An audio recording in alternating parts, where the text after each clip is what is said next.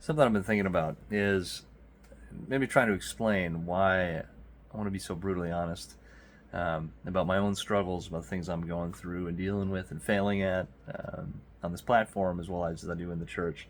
Because I've recognized that even in the church, sometimes my directness about my struggles makes people uncomfortable, especially being a pastor. Some feels like, well, if you're a pastor, you should have everything, stuff figured out, and there's a reason. There's kind of maybe a method to the madness, and really the reason for me is that as a pastor, you kind of fight this where.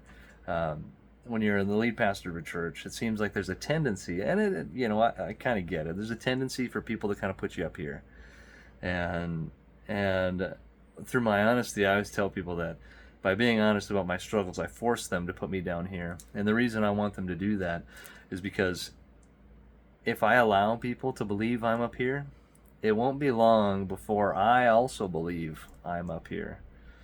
And I'm not. I'm not up here. I'm down here with everybody else, struggling and failing, doing my best, and so I'm afraid that this up here is a lie.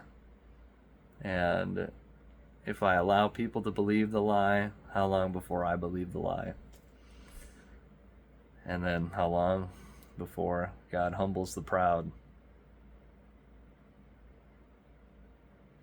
Something I've been thinking about.